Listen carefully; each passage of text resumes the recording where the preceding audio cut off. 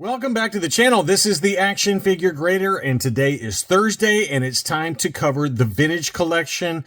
Lots of interesting sales on eBay. Obviously, the new release, Nadon, however you pronounce it, Hammerhead, if you're going to talk dirty to me. That one sold for big money on eBay, as you'd expect. In hand, new release. Someone's going to overpay for it.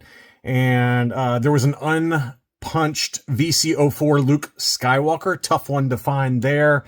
Lots of interesting items just to go through. We got some graded items at the end as well.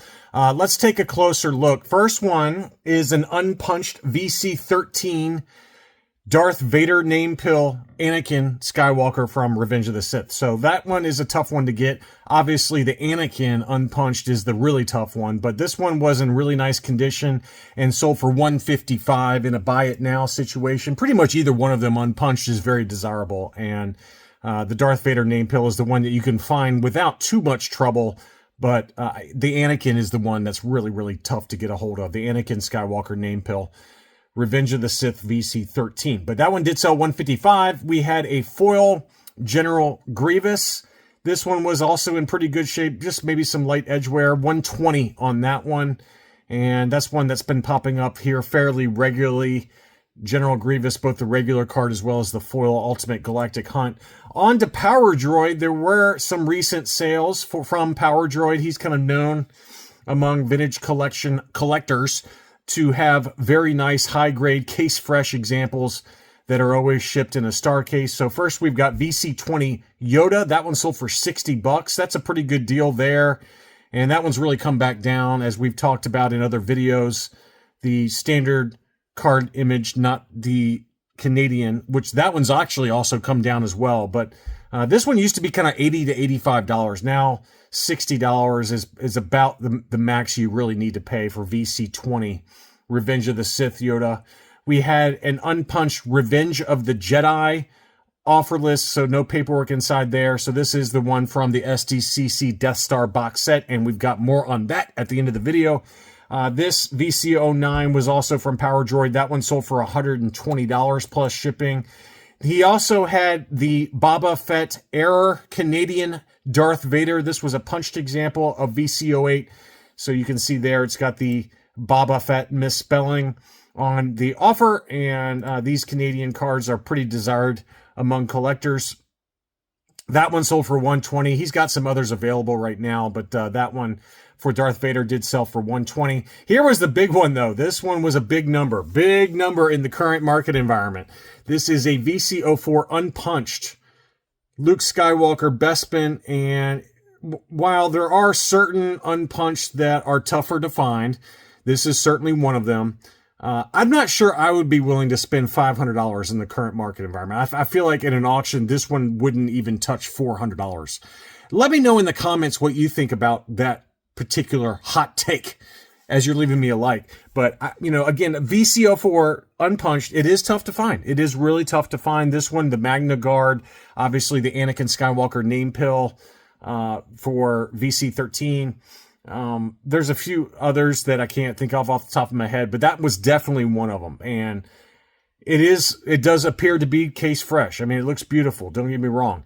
But when there was a collectibles kind of bubble, right, during the 2021, 2022 timeframe, we saw a graded one of these. It was an AFA 9.0 on the modern scale that sold for $800 or $900. That was kind of like the high water mark that I remember in my mind. But obviously the Cody, Clone Commander Cody unpunched is another one that's pretty pricey.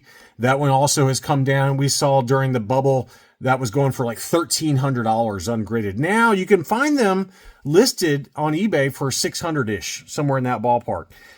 But again, going back to this one, to me, would I spend $500 on this or $500 on an unpunched Cody? I would probably, if I was going to spend that kind of money, I would spend it on the Cody personally. But anyway, let me know what you think. I'm not dogging whoever bought this. I'm just giving you my personal take on the value of it. But if you're trying to put together an unpunched run of those early TVC that are tough to find unpunched, then I get it. You just want to slap the money down and pay for it. God knows I've made worse investments myself. So that one did sell for $500. We had a punched Return of the Jedi VC64 Leia that also just sold. And this is kind of the going rate, as we've talked about in recent other TVC market updates for the retail release, whether it's the Return or the Revenge of the Jedi with the prototype Fett offer. Punched example, $225, $230, somewhere in that ballpark. You might get in an auction closer to $200, but that one did sell. Obviously, VC102 Ahsoka, I hate to keep harping on it, but this one was another one that just sold at auction. $102.50. $102.50. That's crazy because it was in pretty good shape overall. There was some light scuffing at the top of the card from probably a star case that was too tight on it or something, but you know, it wasn't perfect, but $102.50 is cheap. That's a pretty good deal for the original VC102. This one had some light edge wear, but this was VC108 Jar Binks for $125. We've seen a couple of other examples here that have been cleaner than this one that have been closer to $200. So this one was obviously had some minor defects and was priced accordingly at $125. This is one I wanted to talk more about. So this is the European release of the VC61 prototype armor Boba Fett.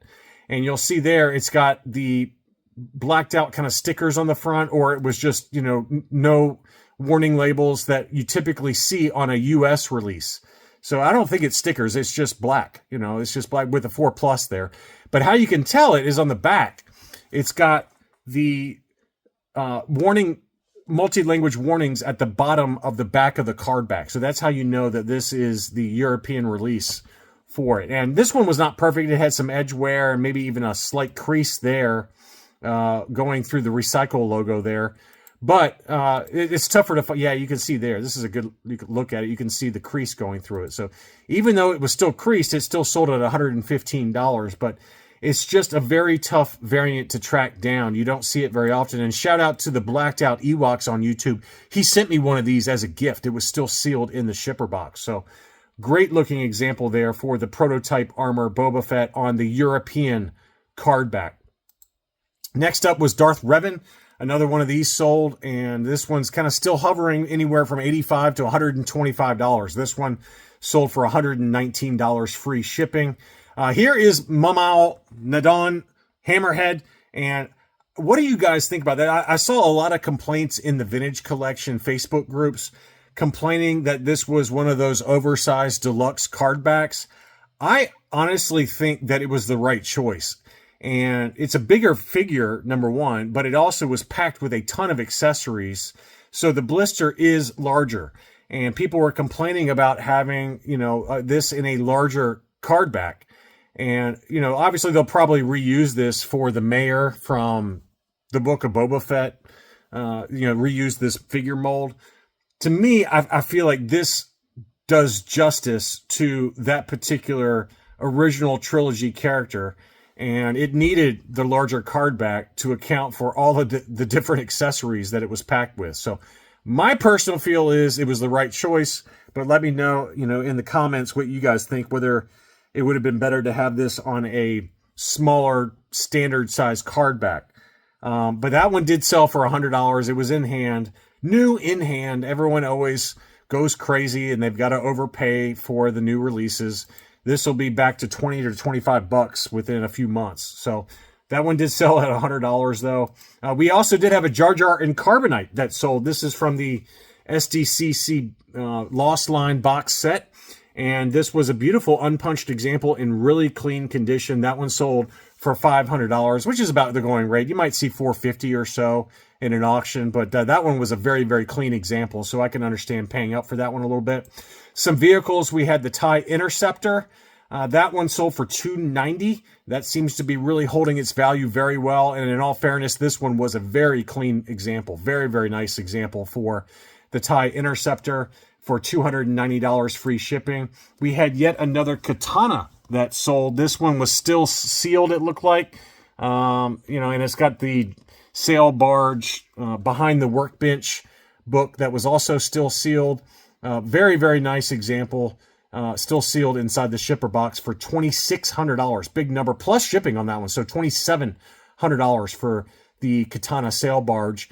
This was an interesting sale. We just talked recently about the Starspeeder 3000 and how expensive it is. This one did sell in an auction, and it was super clean. $715 plus $80 shipping. So about almost $800 for the Starspeeder 3000 Star Tours limited edition example there. On to some graded items, and the first one obviously is a little bit of a funny one. This is Darth Malgus loose graded from AFA 90, and AFA used to grade loose modern figures. They don't do it anymore. It's kind of a blocky case here, obviously, but this one did sell for $128.05 plus shipping. So, just kind of an oddity. There's not many loose graded vintage collection across all figures that have been graded by AFA. So I can understand, just as a curiosity for your TVC collection to have an AFA 90 loose graded Darth Malgus. We had Sabine Ren. This was an uncirculated 85. Obviously, this is from the 2-pack with Chopper. And this one, again, uncirculated 85, 3-tier grading on this one. That one sold for $160 plus shipping. And then 2 different Choppers sold. Both of them were uncirculated 80 plus. So even straight out of the retail box, they can come in below an 85 grade. And this one sold for $115.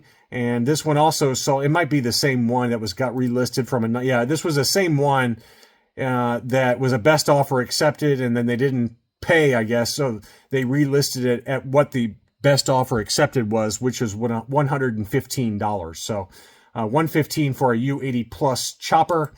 And then this is another interesting one. So we've got an unpunched VC09 Boba Fett graded AFA 8.5. And that one sold for $199, ESB logo revised deco, whatever that means. I'm assuming that that's related to the boots. It says revised deco, but I feel like I remember that the VC09 original issue Boba Fett on the ESB card back had some slight boot color variations, but you guys can correct me in the comments again. But that one was unpunched, 8.5, $200. And then a punched example, same card. Now, this one was offerless also. So this one was offerless. This one was punched with the rocket firing mail away, the mail away rocket firing offer. And that one was a 9.0. So that one also was revised deco, whatever that means. And that one sold for $200. So pick your poison here. You can get an unpunched without the offer, graded 8.5 for $200, or this one was punched with the offer AFA 9.0 for $200. So, interesting that they both sold within a couple of days of each other. And then finally, we had the Revenge of the Jedi SDCC Death Star box set, 100% complete. Obviously, the outer box was a little rough. It wasn't perfect. Obviously, it had some creases and things like that. But the whole set together sold in an auction for right around where they've been selling. They've been consistently selling, whether it's Heritage or eBay or anywhere else, $1,450, $1,400 to $1,450. This one did sell $1,450 plus $75 shipping, so $1,525 before sales taxes. That's maybe a little higher than where some of the other sales points have been, but within the same range. So just wanted to point that one out as well. And that is it for the vintage collection for this week. I hope you enjoyed this video. Thank you as always for watching, and I'll be back soon.